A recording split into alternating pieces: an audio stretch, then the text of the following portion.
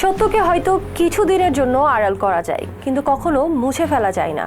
ইতিহাসের বুক থেকে সত্য একদিন না একদিন নিজের ভাষায় কথা বলেই।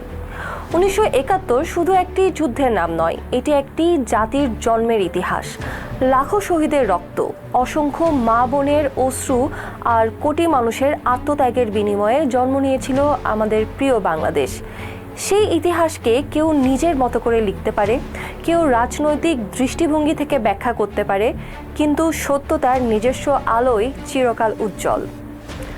প্রিয়াঙ্কা গান্ধীর সাম্প্রতিক মন্তব্য নতুন করে সে আলোচনার দুয়ার খুলে দিয়েছে। ভারতের ভূমিকা কী ছিল, কেন ছিল এবং ইতিহাসের কোন অধ্যায়ে কি লেখা আছে তা নিয়ে বিতর্ক থাকতে পারে, কিন্তু একটি বিষয় অনস্বীকার্য, বাংলাদেশের স্বাধীনতার মূল শক্তি ছিল এদেশের মানুষ। তাদের অদম্য সাহস, সংগ্রাম আর আত্মত্যাগই আমাদের স্বাধীনতার ভিত্তি। ইতিহাসকে জানতে হবে ইতিহাসের মতো করেই, আবেগ দিয়ে নয়, বিদ্বেষ দিয়ে নয়, সত্য ও প্রমাণের আলোয়। কারণ সত্য কখনো চাপা থাকে না, সময়ের সাথে সাথে প্রজন্ম থেকে প্রজন্মে সে নিজেই নিজের পরিচয় তুলে ধরে। বাংলাদেশ কোনো দান নয়, কোনো উপহার নয়।